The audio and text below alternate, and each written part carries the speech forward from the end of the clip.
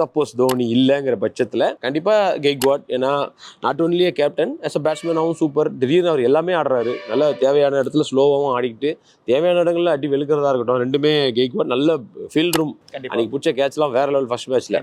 So Gaikwad.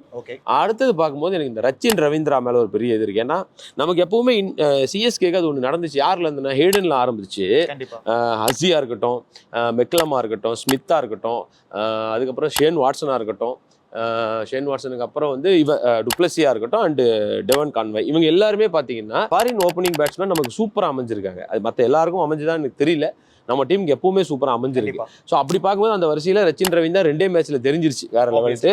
எனக்குலாம் என்ன ஷாக்னா, நான் எப்படியும் ரச்சின் ரவீந்திரா சிஎஸ்கே எடுத்துடணும் முன்னாடி போன இதில் யோசிக்கிறேன். ஒரு 15 கோடி போகுமா 20 கோடி போகுமான்னு நினைச்சிட்டு இருக்கும்போது 1.8 எப்படா கிடைச்சாருன்ற மாதிரி தான் இருந்தது.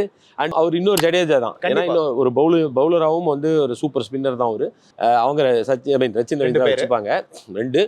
இந்த 3வது இடத்துக்கு தான் ஒரு பெரிய குழப்பம் ஒன்று இருக்கு. ஏன்னா ஜடேஜாவும் சூப்பர், இந்த பக்கம் சிவம் துபேவும் வேணும். ஆனால் இந்த 2 பேர்லன்னு பார்க்கும்போது எனக்கு தெரிஞ்சு ஜடேஜாவை கண்டிப்பாக எடுத்துப்பாங்க. ஏன்னா ஆல்ரெடி இவ்வளோ நாளாக டீமில் இருந்ததா இருக்கட்டும், அண்ட் அஃப்கோர்ஸ் எல்லா வகையிலும் இன்னும் சூப்பர் தான். நம்ம ஜடேஜாவோட எக்ஸ்பீரியன்ஸ் இருக்கு. நம்ம ஒரு டக்குன்னு ஒரு முடிவு இதை வச்சு ஒரு விட்டுற முடியாது இல்லையா? இப்போ இது மாதிரி தான் ரோஹித் சர்மா, ஹர்திக் பாண்டியா மாதிரி தான் ஜடேஜாவும் சிவம் துபே.